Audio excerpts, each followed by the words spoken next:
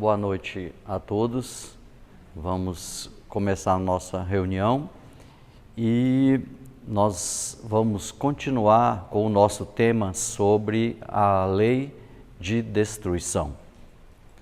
Esse tema está muito atual, já que no nosso planeta nós temos diversos conflitos, problemas. E esses conflitos são de ordem humana e também de ordem natural. Os conflitos de ordem natural, esses nós não temos controle sobre eles, já que são desafios que nós temos que passar. Porque normalmente os grandes desastres ou os chamados flagelos destruidores, esse tipo de fenômeno acaba acarretando a nós, humanos, à humanidade, a solidariedade. Então, nós nos condoemos com as dores dos outros, nós temos compaixão com as dificuldades que as outras pessoas sofrem, porque isso é próprio do ser humano. Mas quando os problemas ou os conflitos entre nações, desencadeiam as guerras, isso faz com que a gente se preocupe um pouco mais e desperte para a nossa agressividade ou nosso instinto destruidor, que acaba desequilibrando a terra ou desequilibrando as pessoas, as criaturas que aqui vivem, não em função de coisas naturais que ocorrem, mas sim provocadas por nós mesmos. A consequência da guerra, ou o advento da guerra, sempre faz pairar sobre a humanidade uma nuvem negra. E essa nuvem negra quer dizer que é uma nuvem de mentes que estão tristes, desesperadas, desesperançosas, mentes que fomentam o sofrimento aos outros. Então, isso tudo dá o que a gente chama de uma psicosfera espiritual no planeta, que acaba contaminando todas as pessoas, encarnados e desencarnados. No livro Nosso Lar, ele foi escrito durante a Segunda Guerra Mundial, ou um pouquinho antes, anunciando que haveria na Terra um grande conflito, e isso ia acarretar um desencarne em massa. E realmente milhões de pessoas desencarnaram em pouco espaço de tempo, e com isso houve um grande trabalho do mundo espiritual para acolher todas essas almas. E assim, de lá para cá, nós tivemos vários conflitos, várias guerras e vários problemas naturais em que desencarnaram várias pessoas. Então esses flagelos fazem parte dessa lei de equilíbrio que nós vimos, que é a lei de destruição. A lei de destruição tem o seu componente que a gente chama uma destruição necessária, porque transforma e educa, e também um outro lado, que é a destruição abusiva, quando nós provocamos essa destruição sem ter o respaldo da divindade. A divindade nunca vai se coadunar com a maldade, com a crueldade. Deus é amor. E sendo Deus amor, Ele vai querer das criaturas a sua transformação moral. Nós vamos ver que quando, ou à medida que nós evoluímos, nós somos criaturas mais pacíficas e pacificadoras.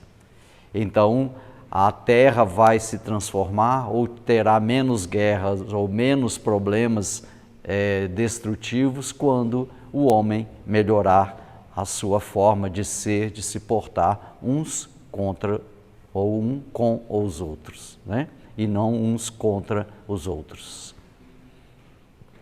Nós vimos então que a relação do homem com a natureza, ela deve ser uma relação de cooperação. Porque se a gente desequilibra a natureza, nós mesmos somos os prejudicados. E esse prejuízo, então, faz com que nós soframos, né? Nós vamos sofrer as consequências dos nossos próprios desequilíbrios. E como a humanidade é feita de indivíduos, o indivíduo desequilibrado, ele desequilibra a sua casa, o seu quarteirão, a sua cidade. Então, o início da paz ou o início do equilíbrio começa em cada um de nós. Por isso que cada esforço que a gente faz em função do nosso equilíbrio melhora toda a humanidade. Quando uma pessoa melhora, toda a humanidade melhora. Assim como uma pessoa que piora, desequilibra todo o nosso planeta. Os astronautas da missão Artemis II, né, é uma notícia recente que nós temos acompanhado na televisão, trouxeram vários bons exemplos para a gente. E eu gostaria de começar essa nossa discussão, nessa nossa conversa, exatamente falando sobre esse fato. Quando 4 pessoas, né, escolhidas especialmente, elas têm mais de 45 anos, então no auge das suas inteligências, das suas experiências, a NASA não colocou pessoas novas, né, jovens pilotos para conduzir até a Lua e voltar, mas sim pessoas mais experientes e que pudessem tirar dessa missão, né, um maior número de conhecimentos que pudessem chegar até nós de maneira tranquila, pacífica e equilibrada. E durante a viagem houveram vários acontecimentos inusitados, né? Problemas na nave, problemas de acoplamento, problemas de reentrada dos foguetes, os problemas do Sol, da Lua, da Terra, tudo que podia acontecer de ruim com a viagem, mas ela foi bem sucedida e chegamos na Terra. Então, essa missão foi muito comemorada, né? E a mídia deu muita atenção a essa missão, por um aspecto. Os astronautas da missão Artemis II, da NASA, a bordo da cápsula Orion, descreveram a visualização da Terra a partir do espaço profundo como uma experiência especial, profunda, emocionante e comovente. Eles destacaram a fragilidade do nosso planeta em comparação com a vastidão escura do universo. Ali nós vemos uma foto de uma escotilha, que é uma pequena janela, onde os astronautas se revezavam para contemplar a Terra e a Lua nessa viagem que demorou 10 dias. E uma das astronautas falou que o planeta Terra era uma balsa salva-vidas, pairando calmamente na escuridão do universo. Então, ela, naquele escuro, né, ou naqueles espaços infinitos, ela conseguiu contemplar a Terra conosco, né, inseridos nela, como aquela pequena balsa salva-vidas, ou seja, onde milhares ou bilhões de criaturas vivem ali de uma forma que a gente sabe como é. Não tão tranquila, mas parece que ela estava exatamente falando que essa balsa salva-vida é uma balsa única, onde diferentes pessoas estão ali juntas. E por que não elas poderem se entender entre si para sobreviverem? Já que o grande desafio nosso é essa convivência pacífica entre os povos, para evitarmos a lei da destruição, né? Já pensou se estamos todos em um bote salva-vidas e começamos a brigar uns contra os outros? O que vai acontecer, né? O bote que era para salvar vidas vira um palco de destruição e desnecessária, sendo que todos estamos no mesmo barco. Outro astronauta falou: a Terra, você é uma tripulação. Então ele estava comparando a Terra a uma grande espaçonave, onde todos estão dentro dessa espaçonave viajando pelo espaço. E como eles, 4 dentro de um espaço de poucos metros quadrados, são 3 americanos, um canadense, né? Um de origem diferente, outro de cor diferente, de raça diferente, né? Então, eles 4 representavam, na verdade, uma pequena parcela da humanidade que foi pensada, né? Ou pensada para conviver durante 10 dias em pequenos metros quadrados.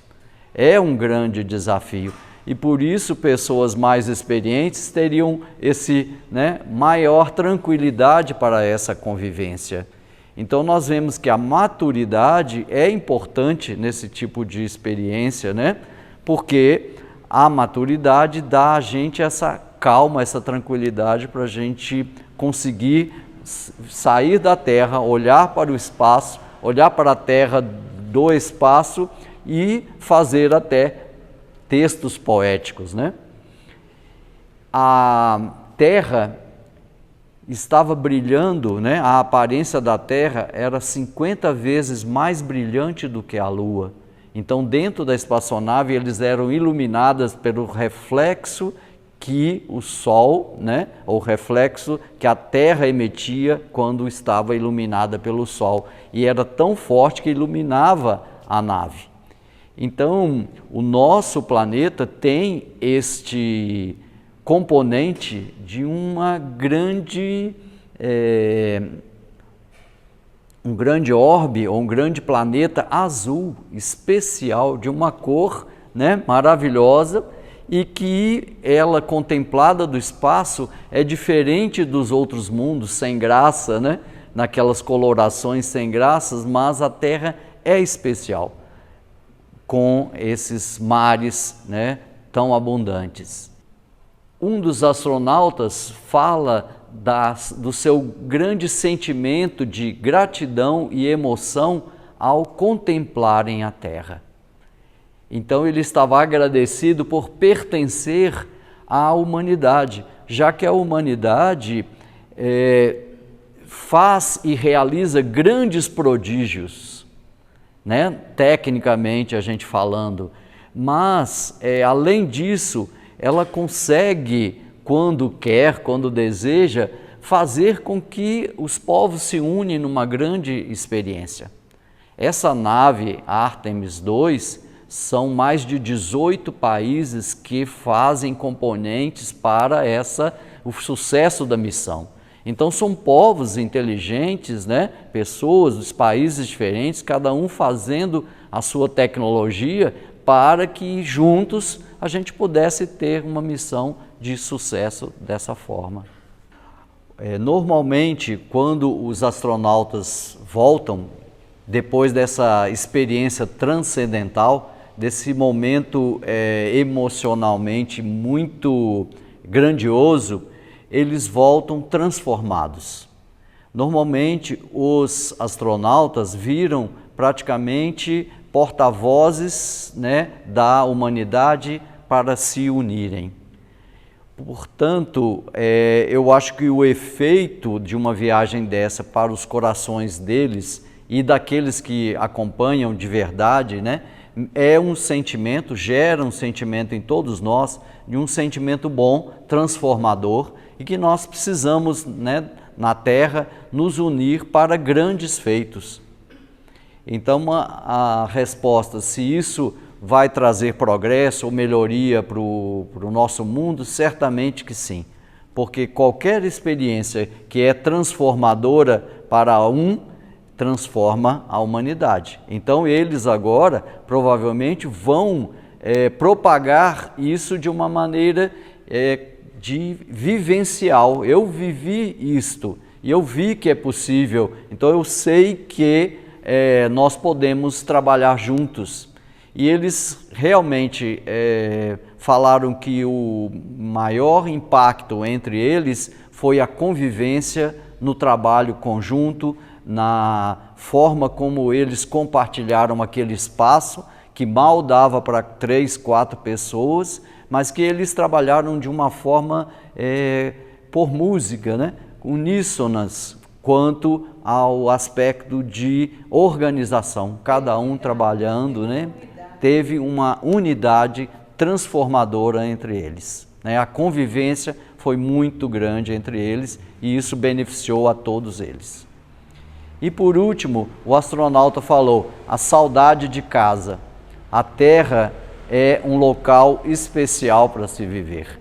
Então, quando ele volta e fala que a nossa casa, a Terra, é um local especial, é porque ele tinha saudades dos parentes, dos amigos, dos filhos, né? Essas pessoas que nos cercam, que são a nossa importância, que nos dão a nossa importância como pessoas. Então, nós estamos voltando para casa, era o que os astronautas queriam dizer. Da solidão do espaço, né? Agora estão voltando para casa. E realmente não há coisa pior do que a solidão, ficarmos sozinhos. E para que a gente se sinta bem juntos aos outros, a gente tem que fazer o bem aos outros, porque aí nós também recebemos o bem daqueles que nos cercam. Então o amor que nós espalhamos é o amor que nós recebemos. Então esse voltar para a casa dos astronautas era exatamente voltar para o aconchego, driblar a solidão, né, de poucas pessoas, né, mas unidos como amigos, mas agora ampliando essa família para mais pessoas. Então certamente é uma lição para a gente pensar, porque nem só de destruição vive o nosso planeta. Nosso planeta também vive momentos de união e de exercício do amor universal. No Livro dos Espíritos, na questão 707, fala sobre a lei de destruição e Kardec pergunta, é frequente a certos indivíduos faltarem os meios de subsistência, ainda quando os cerca a abundância? A que se deve atribuir isso?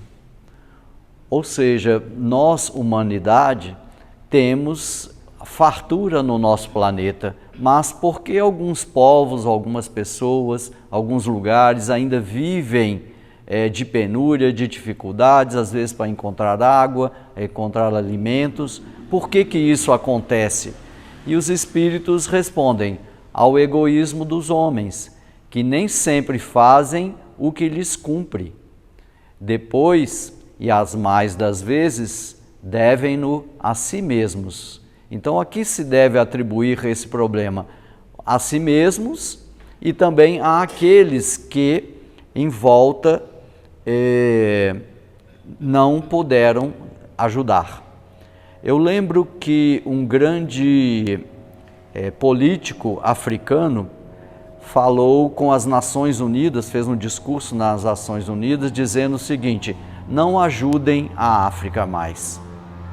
Como assim? A África passando de certas dificuldades e as Nações Unidas jogavam constantemente gêneros alimentícios para os africanos porque eles não tinham condição nenhuma de sobrevivência.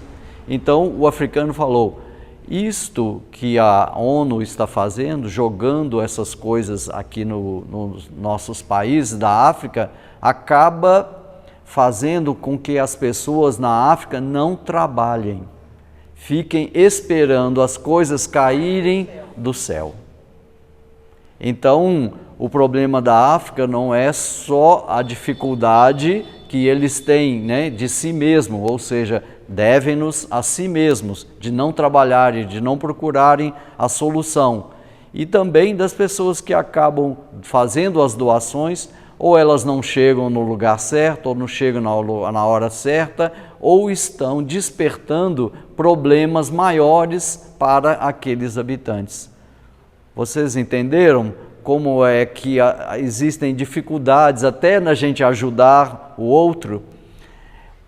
E então aqui se refere, ou aqui a gente pode atribuir o problema das dificuldades nossas. Então, a nós mesmos e também a nossa omissão para esses problemas. A lei de destruição é uma lei natural regida pela divindade, mas o comportamento nosso, da humanidade, esse pode nos comprometer e tem nos comprometido muito mais do que os problemas, né, acarretados naturalmente. Se a humanidade trabalhasse melhor para si mesmo e ir ajudando uns aos outros, esses problemas que ocorrem de ordem natural seriam, né, rapidamente debelados, pacificados, e nós não teríamos tantas consequências com tantos problemas que a gente possui. E no Livro dos Espíritos fala assim também: como pode o homem então conhecer o limite do necessário? Porque se existe pobreza de um lado, existe abundância de outro. Se existe carência de um lado, existem excessos de outro. Então, como a gente pode encontrar esse limite do necessário?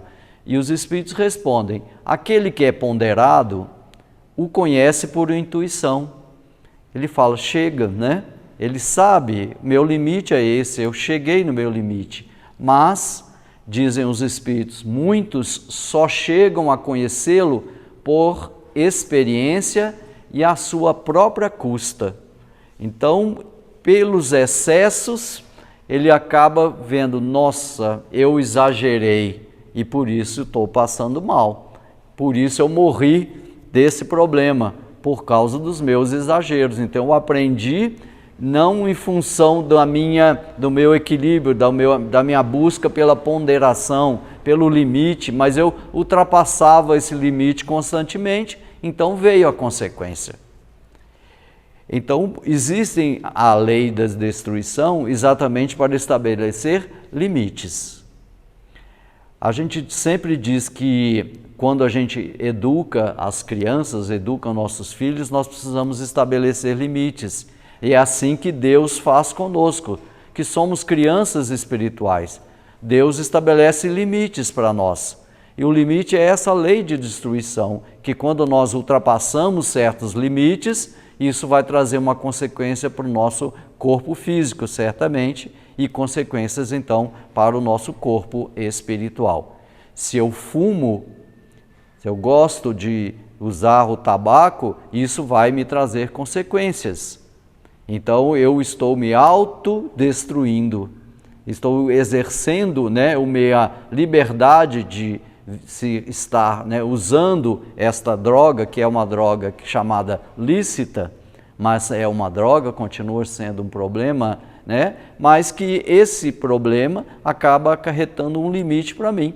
E depois eu tenho que cortar ou amputar um membro, eu tenho que andar com determinada bengala, eu vou ter que andar com oxigênio em função dos excessos que eu cometi. Então, o limite, a lei da destruição, ela impõe para nós a educação ou a reeducação. Nossa, se eu, né, não tivesse começado, se eu não tivesse usado, se eu não tivesse dado ou aceitado isso do fulano ou do ciclano, então a gente cai em si e acaba sendo educado pelo nosso próprio erro. Nós já falamos aqui que nós temos 3 formas de educação. Quando a gente aprende com o nosso próprio erro, quando a gente aprende com o erro dos outros e também quando alguém nos ensina o caminho correto. Então nós não precisamos errar, não precisamos aprender com o erro dos outros, a gente aprende seguindo os bons exemplos, que é o melhor e mais fácil caminho da gente seguir. Mas a gente insiste normalmente em aprender pelos nossos erros. E aí a pergunta seguinte é: mediante a organização que nos deu, não traçou a natureza o limite das nossas necessidades?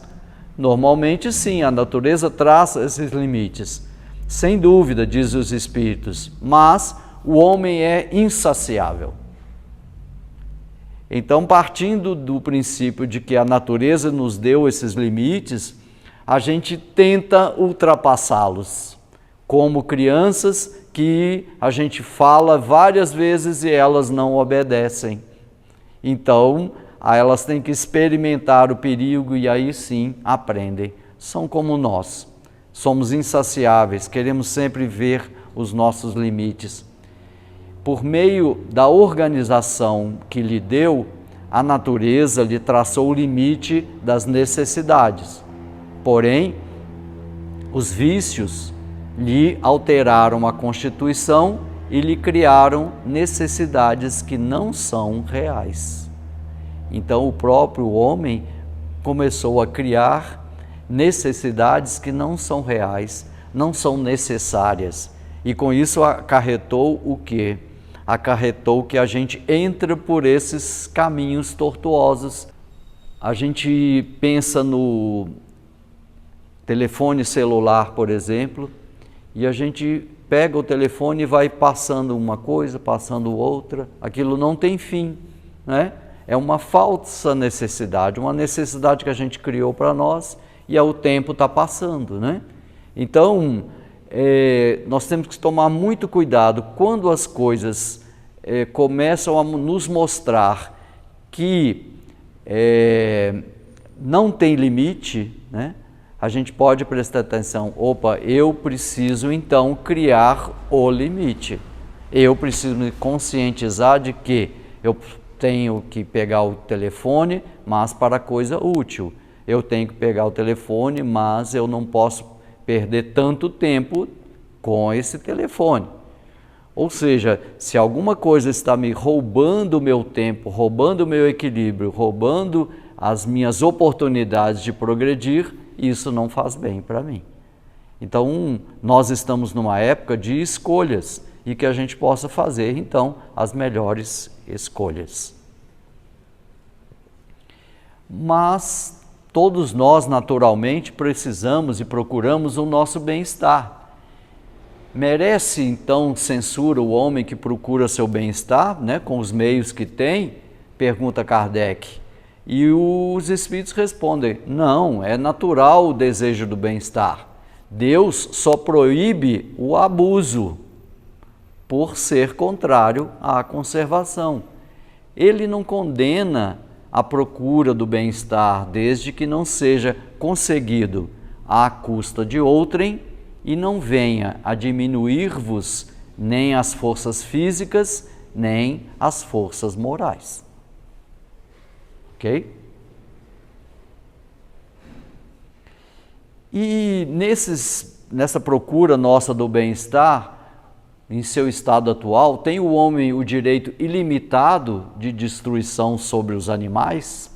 Então eu pus uma foto assim de emoção para nós, né?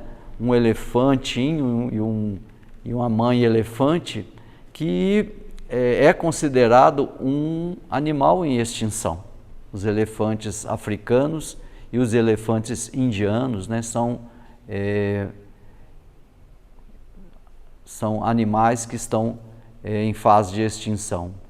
Então os Espíritos respondem, tal direito se acha regulado pela necessidade que ele tem de prover ao seu sustento e à sua segurança. O abuso jamais constitui direito. E os Espíritos falam isso em relação aos animais, né, gente? Mas a gente pode extrapolar, se tem o homem o direito de destruir tudo o que está à sua volta? né, incluindo os animais? Não. É sempre o abuso jamais constitui esse direito. É para o seu sustento e a sua segurança. Você está sendo atacado por um determinado animal, aí para a sua segurança você pode então abater o animal. Mas matar um animal por simples divertimento, isso é um abuso e isso é condenado pela lei divina, porque você está usando um direito de fazer as coisas, mas está destruindo por consequência, atrapalhando, né, a evolução do princípio inteligente que está na Terra e que precisa estagiar nas diversas experiências minerais, vegetais e animais para evoluírem. Então, qualquer obstáculo que a gente dá à evolução, nós somos agentes, né, destruidores e vamos responder por isso. E aí, é a nossa discussão de hoje sobre que se deve pensar da destruição quando ultrapassa os limites que as necessidades e a segurança traçam. Por exemplo, da caça, quando não objetiva senão o prazer de destruir sem nenhuma utilidade. Então nós caímos no caso anterior. E os espíritos agora falam abertamente. Isso acontece por causa da predominância da bestialidade sobre a natureza espiritual. A bestialidade no sentido dos instintos, né? Que os instintos que nós temos, né, são instintos herdados do nosso tempo, de onde éramos destruidores naturais. Mas à medida que nós nos tornamos homens, né, espíritos, nós vimos que não era necessário essa destruição para que a gente pudesse sobreviver. E às vezes a gente faz as coisas apenas por esporte, por inutilidade. E então, toda a destruição, avisam os espíritos, que excede o limite de uma necessidade, é uma violação da lei de Deus. Os animais só destroem para a satisfação das suas necessidades, enquanto o homem dotado do livre-arbítrio destrói sem necessidade e, portanto, terá de prestar contas do abuso da liberdade que lhe foi concedida e, por isso, significa que ele cede aos seus maus instintos. E falando novamente, voltando no assunto dos flagelos destruidores, né, a gente começa a pensar com que fim, então, Deus confere a Deus à humanidade por meio desses flagelos destruidores, a problemática que nós estamos vivendo. Então, os espíritos respondem, para fazê-la progredir mais depressa. Então, a lei de destruição tem uma função especial de fazer-nos progredir mais depressa. Por quê? Aí vem a explicação. Já não dissemos ser a destruição uma necessidade para a regeneração? Lembra na primeira pergunta se a lei de destruição era natural? Sim, porque tudo morre para se regenerar. A lei é assim, uma hora nós estamos aqui na Terra, nos desenvolvendo, vamos para o mundo espiritual, o corpo é destruído e voltamos depois constituindo um novo corpo para a nossa regeneração e o nosso progresso. E assim como acontece conosco, acontecem também com todas as criaturas. Então, a destruição é um processo de educação ou de regeneração moral dos espíritos, que em cada existência sobem um degrau na escala do seu aperfeiçoamento. Então a escada da evolução é muito grande e a nossa renovação a cada vida, cada existência aqui na Terra, a gente sobe esse degrau. E para isso nós temos um prazo de validade, nós temos uma vida, um tempo de vida na Terra normalmente mais ou menos determinado, em torno dos 100 anos. Tem gente que vai menos do que 100, outros mais do que 100. Então, se a gente colocar que a gente vive 100 anos, é um espaço muito curto para a nossa existência espiritual. Mas cada uma das existências é muito importante e a gente só pode evoluir vindo na Terra para nos desenvolvermos. Então, os Espíritos dizem que a gente precisa ver o objetivo, ou seja, é a nossa evolução. E nós vamos passar por etapas.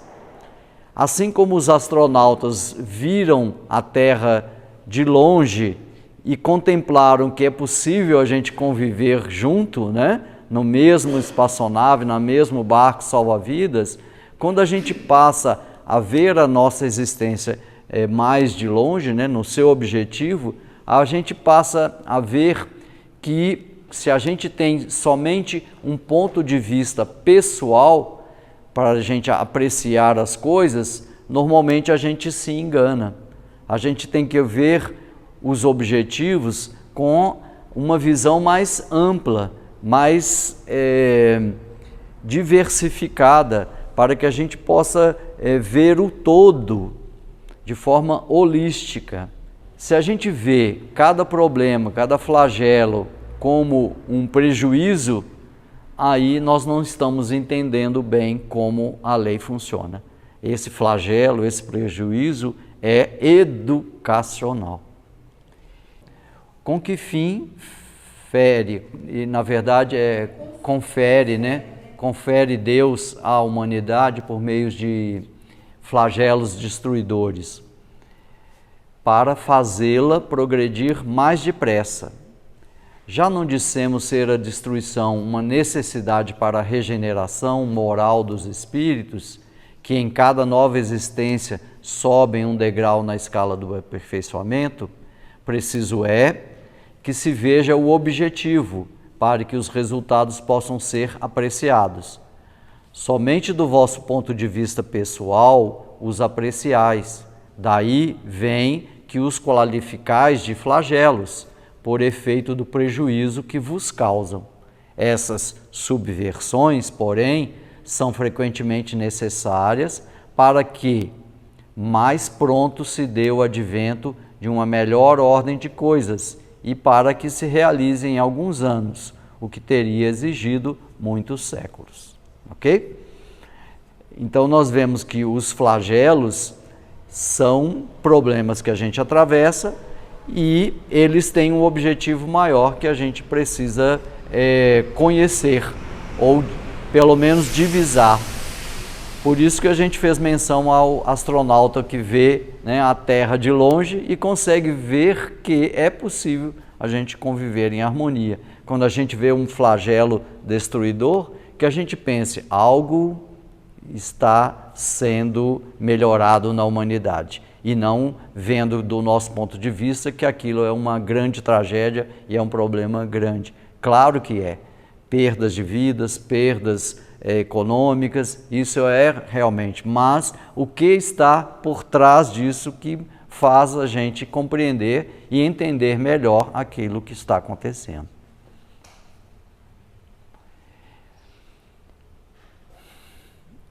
Então, a pergunta de Kardec, 738, fala o seguinte: para conseguir a melhoria da humanidade, não podia Deus empregar outros meios que não os flagelos destruidores? Que é a nossa questão, Por que Deus, permite que aconteçam os flagelos destruidores e, será que Ele não teria outros meios de fazer a gente progredir? E olha o que os Espíritos respondem, gente. Pode e os emprega todos os dias, pois que deu a cada um os meios de progredir pelo conhecimento do bem e do mal. O homem, porém, não se aproveita desses meios. Necessário, portanto, se torna que seja castigado no seu orgulho e que se lhe faça sentir a sua fraqueza. Então, os flagelos destruidores acontecem exatamente para que a gente possa progredir. Por quê? Se for depender da nossa boa vontade, do nosso discernimento do bem e do mal que sempre Deus está nos dando, normalmente a gente tem uma certa indisposição de mudança. E com isso Deus faz com que a gente faça a mudança. Por bem, entre aspas, ou por mal, ou por bem, ou por bem. A gente tem que mudar, porque a nossa transformação, o nosso objetivo é o nosso progresso e o progresso de todos aqueles que nos cercam. É dado ao homem, então, conjurar os flagelos que o afligem? E os Espíritos respondem, em parte é. Não, porém, como geralmente o entendem. Muitos flagelos resultam da imprevidência do homem. À medida que ele adquire conhecimentos e experiência, ele vai podendo conjurar, isto é, prevenir, se lhe sabe pesquisar as causas. A gente vê que vários estudos são feitos na Terra prevendo os terremotos, os maremotos, os tsunamis. Então a gente já tem, conhece as causas, coloca os equipamentos e eles nos avisam quando esse momento vai acontecer. E isso minimiza os nossos problemas.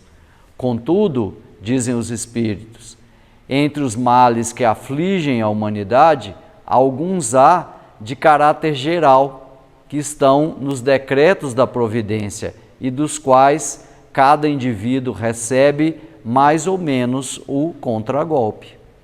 A esses, nada o homem pode se opor, a não ser a sua submissão à vontade de Deus. Esses mesmos males, entretanto, ele muitas vezes os agrava pela sua negligência. Quantas vezes a gente vê que vai passar um furacão e aí as pessoas são avisadas, mas as pessoas insistem em continuar nas suas casas. O governo mandou todo mundo abandonar suas casas porque vai passar um furacão. Aí as pessoas falam, não vou ficar na minha casa. Aí o furacão passa e leva a casa da pessoa. Aqui no Brasil, a gente tem as encostas. Então o governo fala, as defesas civil fala, não constrói perto da barranco do rio, não constrói nessa encosta, que isso é perigoso. Aí todo mundo constrói, quando vem uma chuva, uma tempestade, a coisa toda desaba. Então, muitas vezes é a nossa negligência, porque as chuvas vão acontecer como os fenômenos naturais. E o nosso planeta, a tendência é esfriar. A gente está vendo que ao longo dos milênios, ao longo dos milhões de anos, a Terra está esfriando, se acomodando. Então, cada vez menos nós vamos ter terremotos, maremotos, mas, por enquanto, no nosso momento, nós estamos vivendo um momento de transição, e isso vai ocorrer. Mas daqui a pouco a Terra vai se acomodar. Então, menores serão os problemas naturais e, claro, também melhores estaremos como espíritos, espiritualmente mais evoluídos, e com isso os flagelos destruidores ou a lei da destruição será apaziguada. E, concluindo, entre os homens da terra existirá sempre a necessidade da destruição? E os espíritos respondem, essa necessidade enfraquece no homem à medida que o espírito sobrepuja a matéria. Assim é que, como podeis observar, o horror à destruição cresce com o desenvolvimento intelectual e moral. Então, vai ter um dia que nós não iremos mais sucumbir diante das grandes tragédias, estaremos preparados, estaremos tranquilos e realmente não nos destruiremos uns, né, junto aos outros. A Joana de Ângeles nos dá 2 recados, pode passar. Os flagelos destruidores, porém, são efeitos das leis da vida, necessários para a renovação das expressões da evolução, apressando mudanças que se devem operar sob os desígnios divinos. Como os espíritos, né, estão uníssonos com a codificação de Kardec, como eles sabem e eles respeitam, e como essa verdade da codificação do Espiritismo está presente, né, como uma unidade em todas as mensagens. E Joana fala, toda convulsão destruidora porta uma finalidade sociológica, assim como humanista e espiritual. Tudo o que nos acontece tem uma finalidade. Uma boa noite de paz para todos.